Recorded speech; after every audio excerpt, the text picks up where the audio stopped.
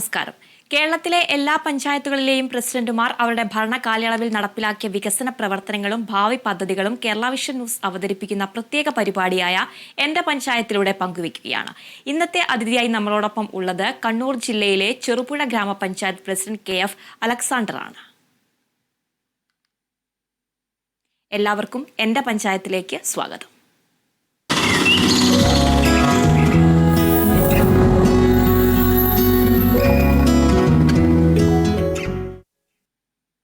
എന്റെ പഞ്ചായത്ത് ഇന്ന് പോകുന്നത് കണ്ണൂർ ജില്ലയിലെ ചെറുപുഴ ഗ്രാമപഞ്ചായത്തിന്റെ വികസന പ്രവർത്തനങ്ങളിലേക്കാണ്. പഞ്ചായത്ത് പ്രസിഡന്റ് KF അലക്സാണ്ടർ ഉണ്ട്. നമസ്കാരം ശ്രീ അലക്സാണ്ടർ. മലയോര കാർഷിക മേഖലയായ ഭൂപ്രകൃതിയാണ് ചെറുപുഴ ഗ്രാമപഞ്ചായത്തിന്റേത്. പഞ്ചായത്തിൽ 19 വാർഡുകളാണുള്ളത്. അടിസ്ഥാന സൗകര്യങ്ങൾക്ക് പ്രത്യേകം ഊന്നൽ നൽകുന്ന വികസന പ്രവർത്തനങ്ങളാണ് പഞ്ചായത്ത് നടത്തിവരുന്നത്. ലൈഫ് ഭവന പദ്ധതി എത്രത്തോളമാണ് ഗ്രാമപഞ്ചായത്തിൽ നടപ്പിലാക്കാൻ കഴിഞ്ഞത്? ലൈഫ് ഭവന പദ്ധതിയിൽ ഇവിടെയുള്ള ഭൂരഹിതരായ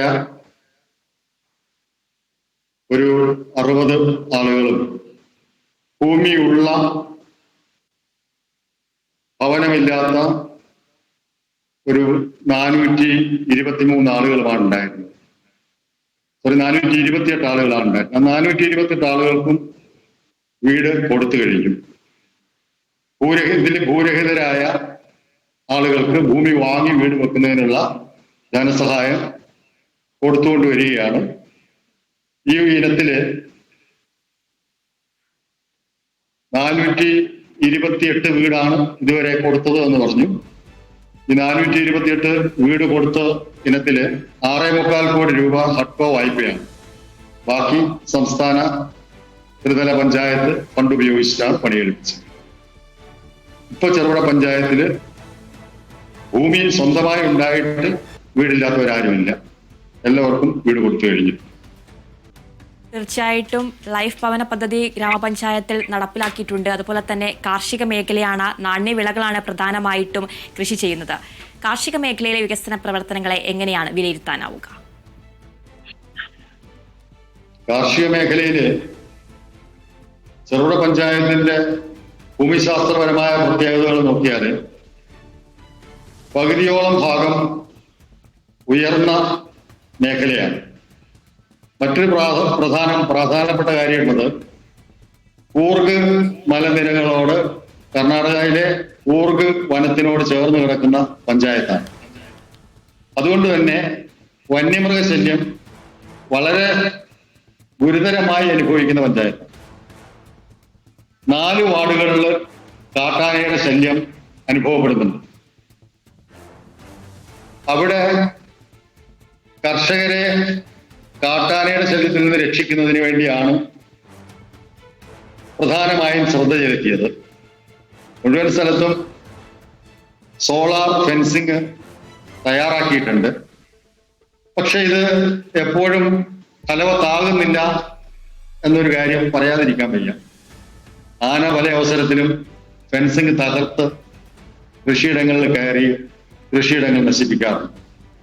അതുകൊണ്ട് തന്നെ വലിയൊരു ഭാഗം സ്ഥലങ്ങള് കർഷകരെ കൃഷി ചെയ്യാതെ തരിശായി ഇട്ടിരിക്കുകയാണ്. എന്ത് കൃഷി ചെയ്താലും അതെല്ലാം ആന നശിപ്പിക്കും. അതുകൊണ്ട് തന്നെ ഒരു ഏകദേശം 150-200 ഏക്കറോളം സ്ഥലം തരിശായി കിടക്കുന്നു. ആ സ്ഥലത്ത് ഈ വർഷം മുതൽ ഒരു പുതിയ പദ്ധതി പ്ലാൻ ചെയ്യുന്നുണ്ട്. അവിടെ കാപ്പി കൃഷി പഞ്ചായത്തിന്റെ ധനസഹായത്തോടെ പ്രോത്സാഹിപ്പിക്കാൻ വേണ്ടിയിട്ടാണ് തീരുമാനിച്ചിരിക്കുന്നത്. കാപ്പി ആകുമ്പോൾ ആനയുടെ ഉപദ്രവം ഉണ്ടാവില്ല എന്നാണ് അതിനെക്കുറിച്ച് ധാരണയുള്ള കർഷകർ പറയുന്നത്. അതുകൊണ്ട് ഈ വർഷം മുതൽ കാപ്പി കൃഷി പ്രോത്സാഹിപ്പിക്കുന്നതിന് വേണ്ടിയിട്ടുള്ള ഒരു നടപടി ആരംഭിക്കുകയാണ്. ഇത് സാധാരണയായി ചെയ്യുന്ന കാർഷിക മേഖലയിൽ ചെയ്യുന്ന പ്രധാന പ്രവർത്തനങ്ങൾ എന്ന് പറയുന്നത് ഒന്ന് വളപ്രയോഗത്തിന് സഹായിക്കുക എന്നുള്ളതാണ്. അത് ജൈവവളങ്ങളും രാസവളങ്ങളും മാറി മാറി തെങ്ങ് കൃഷിക്കാരെ സഹായിക്കുന്നതിന് വേണ്ടി നൽകുന്നു. അതുപോലെ തന്നെ കേടായ തെങ്ങ് മുറിച്ച് മാറ്റി പുതിയ തെങ്ങിൻ തൈകൾ നടുന്നതിന് വേണ്ടിയിട്ടും സാമ്പത്തിക സഹായം നൽകുന്നു. മറ്റ് പച്ചക്കറി, ഫലവൃക്ഷ തൈകൾ ഇതൊക്കെയും വിതരണം ചെയ്തു വരുന്നുണ്ട്. ഈ കാട്ടാനയുടെയും കാട്ടുമൃഗങ്ങളുടെയും കാട്ടുപന്നിയുടെ ശല്യവും വളരെ കൂടുതലുള്ള സ്ഥലമാണ് ചെറുപുഴ പഞ്ചായത്ത്. ഈ ശല്യം പൂർണ്ണമായി ഒഴിവാക്കാൻ കഴിഞ്ഞെങ്കിൽ മാത്രമേ കർഷകര് മനസമാധാനത്തോടെ കൃഷി ചെയ്യുന്ന ഒരു സ്ഥിതി വരികയുള്ളൂ. തെങ്ങിനെയൊന്നും കാട്ടുപന്നിയുടെ ആക്രമണം ഉണ്ടാകുന്നില്ലെങ്കിലും തെങ്ങിൻ തൈകളൊക്കെ കാട്ടുപന്നി നശിപ്പിക്കുന്ന സ്ഥിതിയുണ്ട്. അപ്പൊ ഇതും ഞങ്ങളെ നേരിടുന്ന വലിയൊരു പ്രശ്നമാണ്. തീർച്ചയായും മറ്റ് ഗ്രാമപഞ്ചായത്തുകളിൽ നിന്നും വ്യത്യസ്തമായ ഒരു പദ്ധതിയാണ് ചെറുപുഴ ഗ്രാമപഞ്ചായത്ത് നടപ്പിലാക്കുന്നത്. പ്രത്യേക പഠന പരിമിത പിന്തുണാ സംവിധാനം. എങ്ങനെയാണ് ഇത്തരത്തിലുള്ള ആശയത്തിലേക്ക് ഗ്രാമപഞ്ചായത്ത് എത്തിയത്? എന്താണ് ഈ പദ്ധതി കൊണ്ട് ഉദ്ദേശിക്കുന്നത്? പഠന പരിമിതി പിന്തുണാ സംവിധാനം എന്ന് പറഞ്ഞാല് പഠനത്തിൽ പിന്നോക്കം നിൽക്കുന്ന കുട്ടികൾ അവരുടേതായ കാരണങ്ങൾ കൊണ്ടല്ല, അവരുടെ എന്തെങ്കിലും സാധാരണ നമ്മൾ പറയുക അവർ ഉഴപ്പായത് കൊണ്ടാണ് പഠിക്കാത്തതെന്ന് പറയുന്നുണ്ട്. പക്ഷെ അവരെ കൃത്യമായി വിലയിരുത്താൻ നമ്മൾ ശ്രമിക്കുകയാണെങ്കിൽ പഠന വൈകല്യങ്ങൾ ഉള്ളവര് എന്ന് പറഞ്ഞാൽ എഴുതുന്നതിൽ ചില അക്ഷരങ്ങളും ചില വാക്കുകളും എഴുതാൻ ബുദ്ധിമുട്ടുള്ളവര്, വായിക്കുമ്പോൾ ചില ഭാഗങ്ങൾ ചില അക്ഷരങ്ങളും വാക്കുകളും വായിക്കാൻ കഴിയാത്തവര്, കണക്ക് കൂട്ടുന്ന സമയത്ത് ചെറിയ സംഖ്യകളുടെ പോലും തുക കണ്ടുപിടിക്കാൻ വേണ്ടി ബുദ്ധിമുട്ടുന്ന ആളുകൾ, അക്കങ്ങൾ എഴുതുമ്പോൾ മാറിപ്പോകുന്ന ആളുകൾ, അങ്ങനെയൊക്കെയുള്ള കുട്ടികളുണ്ട്.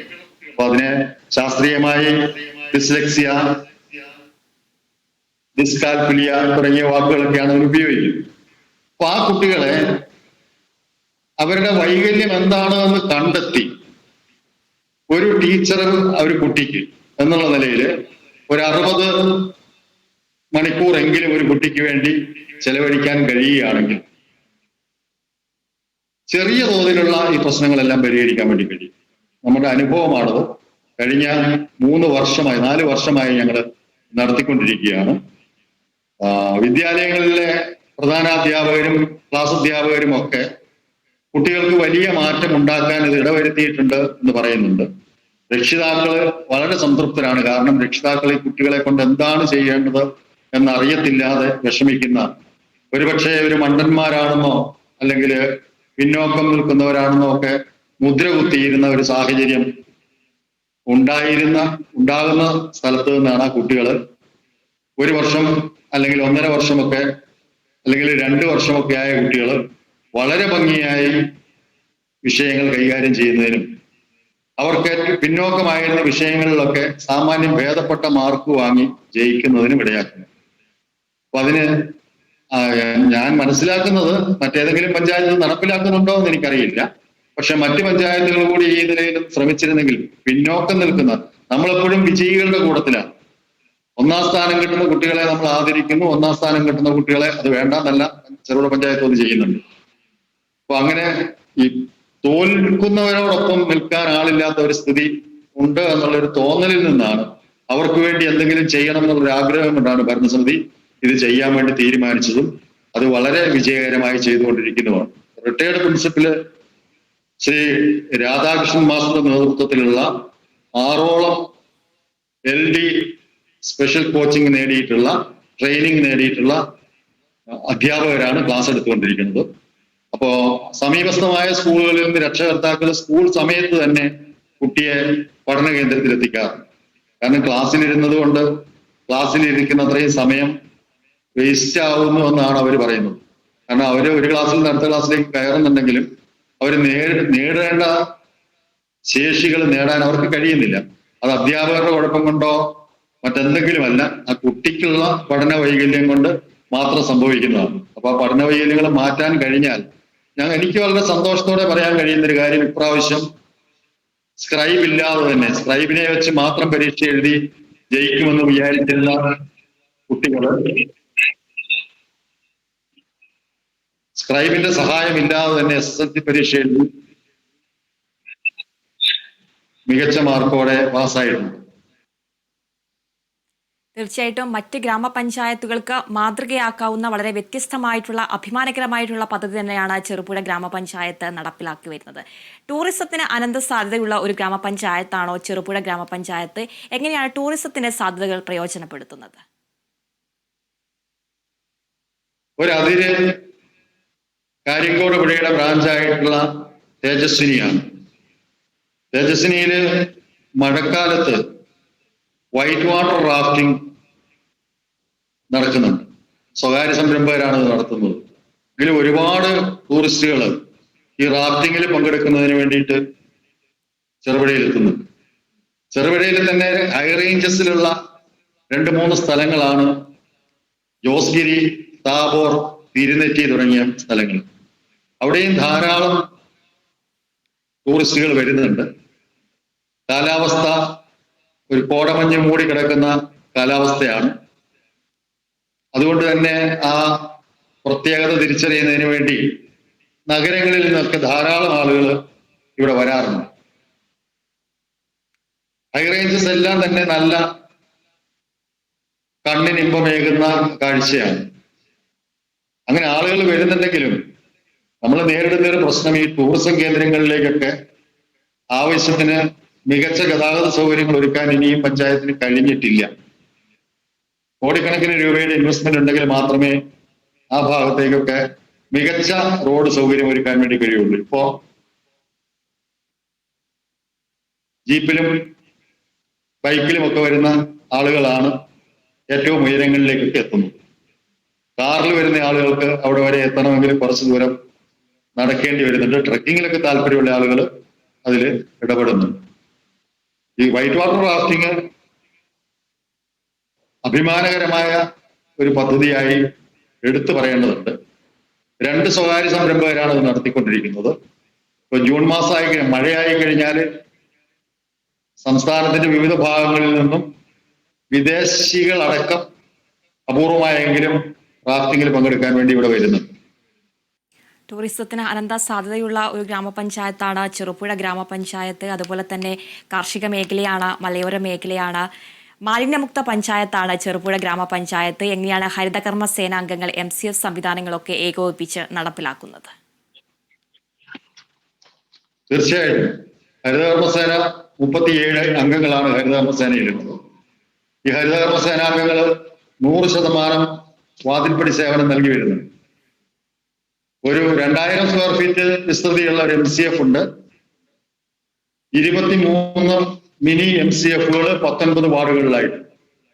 തീർച്ചയായിട്ടും മാലിന്യ സംസ്കരണ രംഗത്തടക്കം നിരവധി വികസന പ്രവർത്തനങ്ങൾ തന്നെയാണ് ചെറുപുഴ ഗ്രാമപഞ്ചായത്ത് നടപ്പിലാക്കി വരുന്നത്. കാർഷിക മേഖലയിലും അടിസ്ഥാന സൗകര്യങ്ങൾക്കും പ്രത്യേകം ഊന്നൽ നൽകുന്ന വികസന പ്രവർത്തനങ്ങൾ തന്നെയാണ് ചെറുപുഴ ഗ്രാമപഞ്ചായത്ത് നടപ്പിലാക്കി വരുന്നത്. മലയോര കാർഷിക മേഖലയാണ് ഭൂപ്രകൃതി. 19 വാർഡുകളാണ് പഞ്ചായത്തിലുള്ളത്. കുട്ടികൾക്കായി നിരവധി വികസന പദ്ധതികൾ തന്നെയാണ്, മറ്റ് ഗ്രാമപഞ്ചായത്തുകളിൽ നിന്നും വ്യത്യസ്തമായിട്ടുള്ള വികസന പദ്ധതികൾ തന്നെയാണ് ഗ്രാമപഞ്ചായത്ത് നടപ്പിലാക്കി വരുന്നത്. മാലിന്യമുക്ത പഞ്ചായത്താണ്. കാർഷിക മേഖലയിൽ പ്രധാനമായിട്ടും നാണ്യവിളകളാണ് കൃഷി ചെയ്യുന്നത്. കുട്ടികൾക്കായി പഠന പരിമിത പിന്തുണാ സംവിധാനമടക്കമുള്ള പരിപാടികളൊക്കെ ഗ്രാമപഞ്ചായത്തിൻ്റെ നേതൃത്വത്തിൽ നടപ്പിലാക്കുന്നു. ടൂറിസത്തിന് അനന്ത സാധ്യത കൂടിയുള്ള ഒരു ഗ്രാമപഞ്ചായത്താണ് ചെറുപുഴ ഗ്രാമപഞ്ചായത്ത്. കണ്ണൂർ ജില്ലയിലെ ചെറുപുഴ ഗ്രാമപഞ്ചായത്തിന്റെ വികസന പ്രവർത്തനങ്ങളാണ് പഞ്ചായത്ത് പ്രസിഡന്റ് പങ്കുവയ്ക്കുന്നത്. സ്ത്രീ ശാക്തീകരണ രംഗത്ത് നിരവധി വികസന പ്രവർത്തനങ്ങളാണ് പഞ്ചായത്ത് നടപ്പിലാക്കി വരുന്നത്. ഈ മെൻസ്ട്രൽ കപ്പ് വിതരണം അടക്കം സ്ത്രീകൾക്ക് നടപ്പിലാക്കുന്നുണ്ട്. എങ്ങനെയാണ് സ്ത്രീകളുടെ ഈ സ്ത്രീ ശാക്തീകരണ രംഗത്തെ വികസന പ്രവർത്തനങ്ങളെ വിലയിരുത്തുന്നത്? കുടുംബശ്രീയുമായി യോജിച്ചിട്ടും പഞ്ചായത്ത് സ്വന്തമായും സ്ത്രീകൾക്ക് തൊഴിൽ കണ്ടെത്തുന്നതിനും വരുമാനം കണ്ടെത്തുന്നതിനും വേണ്ടിയിട്ടുള്ള നിരവധി പദ്ധതികൾ നടപ്പിലാക്കി വരുന്നുണ്ട്. കുടുംബശ്രീയുടെ നേതൃത്വത്തിൽ ഒരു 31ഓളം സംരംഭങ്ങൾ ആരംഭിച്ചിട്ടുണ്ട്. കുടുംബശ്രീയുടെ സഹായത്തോടു കൂടി തന്നെ പ്രവാസികൾക്ക് വേണ്ടി 5 സംരംഭങ്ങളുണ്ട്. കുടുംബശ്രീ ഏതാണ്ട് 40ഓളം മൃഗസംരക്ഷണ മേഖലയിൽ 40ഓളം സംരംഭങ്ങൾക്ക് ധനസഹായം നൽകിയിട്ടുണ്ട്. പഞ്ചായത്ത് തനതായി 12 സംരംഭങ്ങളാണ് ആരംഭിച്ചത്. ഈ 12 സംരംഭങ്ങളിലായിട്ട് 32ഓളം ആളുകൾക്ക് തൊഴിൽ കൊടുക്കാൻ വേണ്ടിയിട്ട് കഴിഞ്ഞിട്ടുണ്ട്.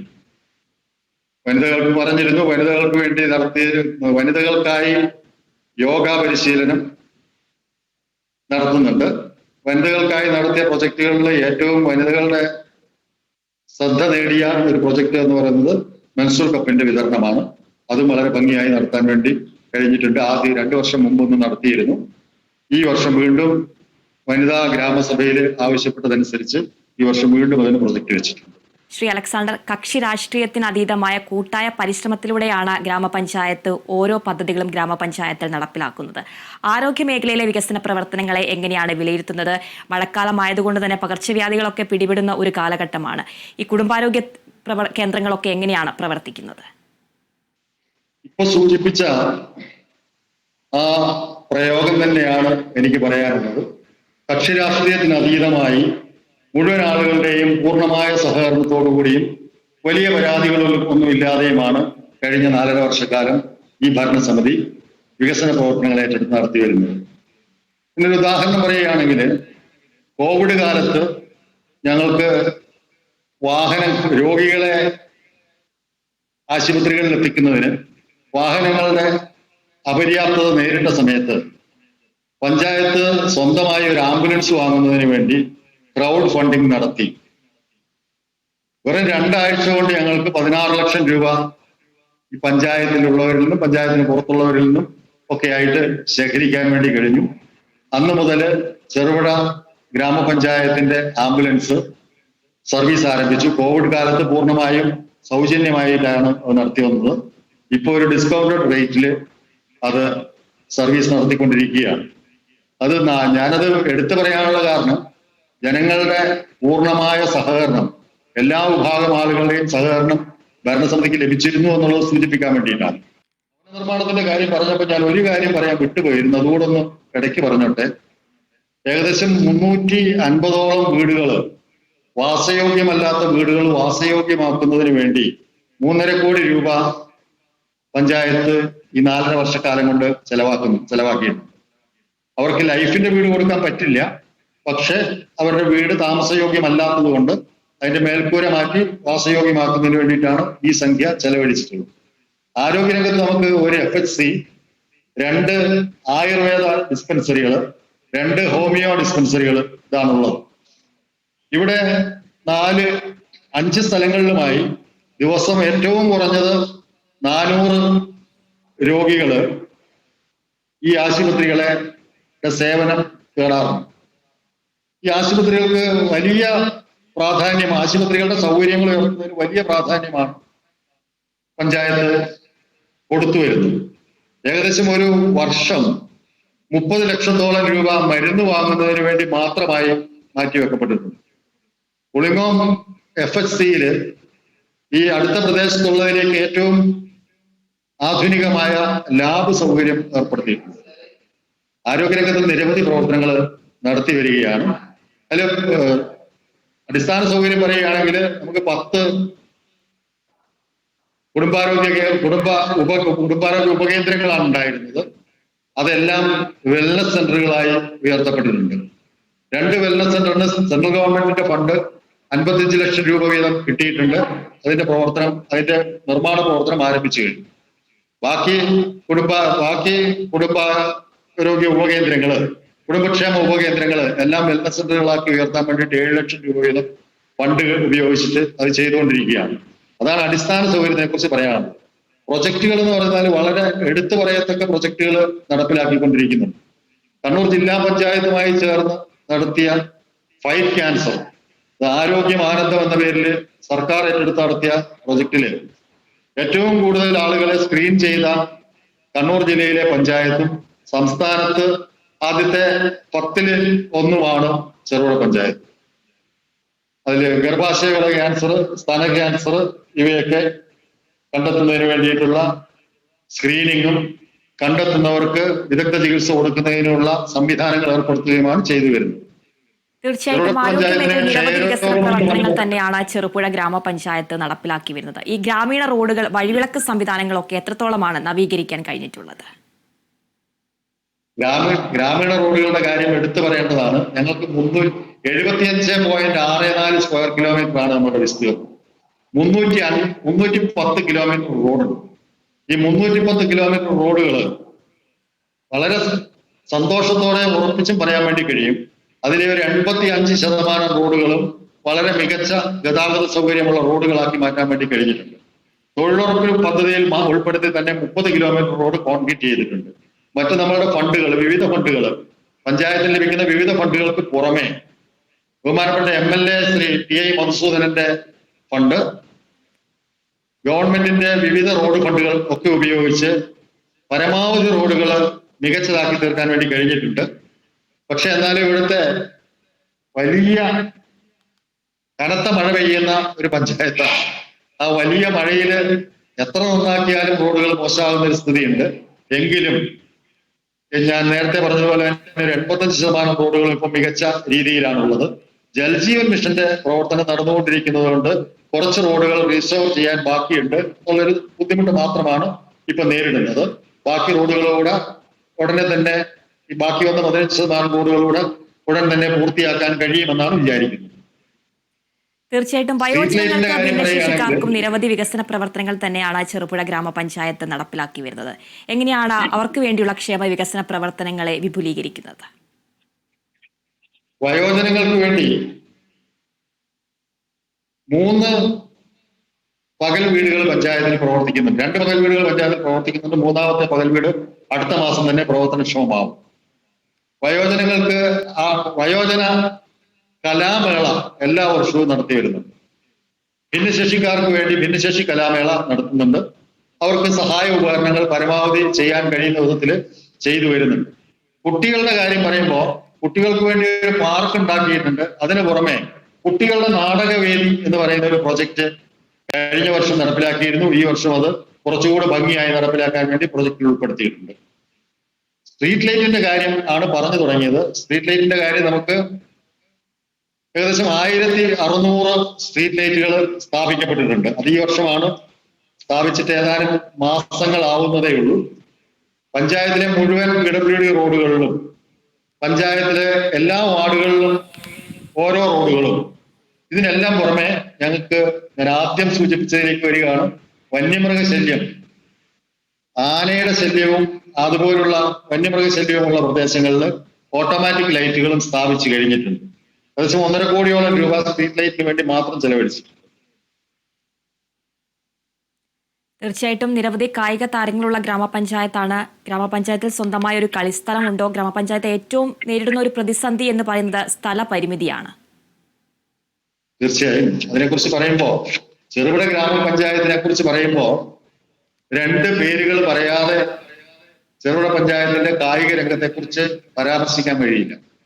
ഇന്ത്യൻ വോളിബോൾ ടീമിന്റെ ക്യാപ്റ്റനായിരുന്ന ശ്രീ ജോബി ജോസഫ്, ലോകത്തിലെ 9ാം നമ്പർ വനിതാ ബാഡ്മിന്റൺ താരമായ കുമാരി ട്രീസ ജോളി, ഇവർക്ക് 2 പേർക്ക് ജന്മം കൊടുത്ത പഞ്ചായത്താണ് ചെറുപുഴ പഞ്ചായത്ത്. സ്കൂൾ തലത്തിലും യൂണിവേഴ്സിറ്റി തലത്തിലുമൊക്കെ നിരവധി കായിക താരങ്ങൾ ഇവിടെ നിന്ന് വളർന്നു വന്നിട്ടുണ്ട്. കായിക രംഗത്തിന് വേണ്ടിയിട്ട് ഞാൻ നേരത്തെ പറഞ്ഞു, കേരള ഗവൺമെന്റിന്റെ വലിയ സഹായം ചെറുപുഴ പഞ്ചായത്തിന് കിട്ടിയിട്ടുണ്ട്. 3 കോടി രൂപ മുടക്കിയാണ് ചുണ്ട ഗവൺമെന്റ് വൊക്കേഷണൽ ഹയർ സെക്കൻഡറി സ്കൂളിന്റെ സ്റ്റേഡിയം പണി നടന്നുകൊണ്ടിരിക്കുന്നു. ഒരു മൾട്ടിപർപ്പസ് സ്റ്റേഡിയത്തിന് വേണ്ടി 2 കോടി രൂപ അനുവദിച്ചിട്ടുണ്ട്. അതിന് സ്ഥലം കണ്ടെത്താൻ വേണ്ടിയിട്ടുള്ള ശ്രമത്തിലാണ്. നേരത്തെ പറഞ്ഞ സ്ഥല പരിമിതി എന്നുള്ള പ്രശ്നം നേരിടുന്നുണ്ട്. ഇതുവരെയും വളരെ യോജ്യമായ ഒരു സ്ഥലം കണ്ടെത്താൻ വേണ്ടി കഴിഞ്ഞിട്ടില്ല. അതുപോലെ തന്നെ ചെറുപുഴ പഞ്ചായത്ത് മിനി സ്റ്റേഡിയത്തിന്റെ പുനരുദ്ധാരണത്തിന് വേണ്ടിയിട്ട് 50 ലക്ഷം രൂപയും അനുവദിച്ചിട്ടുണ്ട്. ഇതെല്ലാം പൂർത്തിയാകുന്നതോടുകൂടി ചെറുപുഴ പഞ്ചായത്തിലെ കായിക താരങ്ങൾക്ക് വലിയ നേട്ടങ്ങൾ കൈവരിക്കാൻ കഴിയുമെന്ന് തന്നെയാണ് വിചാരിക്കുന്നത്. തീർച്ചയായിട്ടും കായിക മേഖലകളിലും നിരവധി വികസന പ്രവർത്തനങ്ങൾ തന്നെയാണ് ചെറുപുഴ ഗ്രാമപഞ്ചായത്ത് നടപ്പിലാക്കി വരുന്നത്. ഇനിയുള്ള ഭാവി വികസന പദ്ധതികൾ എന്തൊക്കെയാണ്? അതിനു മുമ്പ് 2-3 ഒരു കാര്യവും കൂടെ പറയാതെ പറ്റില്ല. അതെന്താ വെച്ചാല്, നമ്മുടെ പഞ്ചായത്തില് 3 പാലങ്ങൾ ഗവൺമെന്റ് നിർമ്മിക്കുന്നുണ്ട്. ഗവൺമെന്റിന്റെ PWD ബ്രിഡ്ജസ് ചെയ്യുന്നുണ്ട്. അതിൽ ഒരു പാലം പൂർത്തിയായി കഴിഞ്ഞു. അത് കോഴിച്ചാൽ പാലാണ്, 6 കോടി രൂപയുടെ. 2.5 കോടി രൂപയുടെ മീൻതുള്ളി പാലവും 1 കോടി രൂപയുടെ മുളപ്ര പാലവും അതിന്റെ വിവിധ ഘട്ടങ്ങളിലാണ്.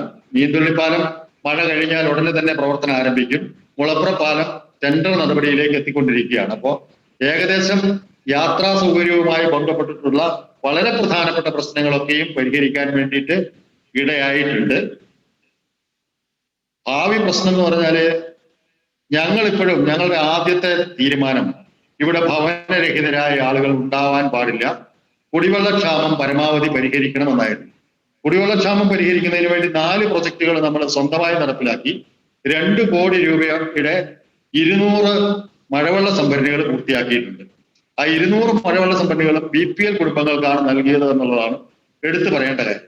ഭാവിയിൽ നമ്മൾ നേരിടുന്ന ഏറ്റവും വലിയ പ്രശ്നം, നമുക്ക് ചില വിട്ടുകിട്ടപ്പെട്ട സ്ഥാപനങ്ങൾക്കും നമ്മുടെ തന്നെ ചില സ്ഥാപനങ്ങൾക്കും കെട്ടിടം നിർമ്മിക്കുന്നതിന് വേണ്ടിയിട്ട് സ്ഥലപരിമിതി നേരിടുന്നുണ്ട്. ചെറുപുഴ വികസിച്ചു വരുന്ന വളർന്നുകൊണ്ടിരിക്കുന്ന ഒരു നഗരമാണ്. അതുകൊണ്ട് തന്നെ ഇവിടെ സ്ഥലം വാങ്ങി ഇതെന്തെങ്കിലും ചെയ്യുക എന്ന് പറയുന്നത് വളരെ എളുപ്പമല്ല. പുറമ്പോക്ക് ഭൂമിയിൽ ഇതൊന്നും ചെയ്യാൻ വേണ്ടിയിട്ടുള്ള അനുമതിക്ക് വേണ്ടിയിട്ടൊക്കെ അപേക്ഷിച്ചിരിക്കുകയാണ്. അതൊക്കെ കിട്ടിക്കഴിഞ്ഞാൽ കുറച്ചുകൂടെ ചെയ്യാൻ കഴിയുമെന്നാണ് വിചാരിക്കുന്നത്. പക്ഷെ ഞാൻ ആദ്യം പറഞ്ഞു, ഞങ്ങൾ ആദ്യ തീരുമാനം ഭവനരഹിതരായില്ലാത്ത ചെറുപുഴ എന്നൊരു സ്വപ്നമാണ് ഞങ്ങളുടെ സ്വപ്നം. അത് പൂർത്തീകരിക്കുന്നതിന് ഇനിയും ലൈഫിന്റെ ഭവന പദ്ധതിയിൽ ഉൾപ്പെടുത്താൻ കഴിയാത്ത, മീൻസ് 25 സെന്റിൽ കൂടുതൽ സ്ഥലം ഉണ്ടായിരിക്കുകയും വളരെ അവശത അനുഭവിക്കുകയും ചെയ്യുന്ന കുറച്ച് വീടുകൾ കൂടിയുണ്ട്.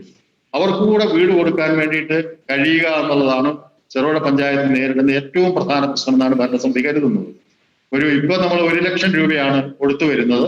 അതൊരു 2 ലക്ഷം രൂപ വെച്ച് കൊടുക്കാൻ കഴിയുകയാണെങ്കിൽ അടുത്ത് വരുന്ന ഒരു 2-3 വർഷം കൊണ്ട് ആ ഭവനരഹിതരുടെ പ്രശ്നം, പാവപ്പെട്ടവന് കയറി കിടക്കാൻ ഒരു വീട് എന്ന സ്വപ്നം സാക്ഷാത്കരിക്കാൻ കഴിയുമെന്ന് തന്നെയാണ് വിചാരിക്കുന്നത്. തീർച്ചയായിട്ടും നിരവധി വികസന പ്രവർത്തനങ്ങൾ തന്നെയാണ് ചെറുപുഴ ഗ്രാമപഞ്ചായത്ത് നടപ്പിലാക്കി വരുന്നത്. വിവിധ മേഖലകളിൽ മാതൃകാപരമായിട്ടുള്ള കക്ഷിരാഷ്ട്രീയ ഭേദമന്യേയുള്ള പ്രവർത്തനങ്ങൾ തന്നെയാണ് ഗ്രാമപഞ്ചായത്ത് നടപ്പിലാക്കുന്നത്. കണ്ണൂർ ജില്ലയിലെ ചെറുപുഴ ഗ്രാമപഞ്ചായത്തിന്റെ വികസന പ്രവർത്തനങ്ങളാണ് പ്രസിഡന്റ് KF അലക്സാണ്ടർ പങ്കുവച്ചത്.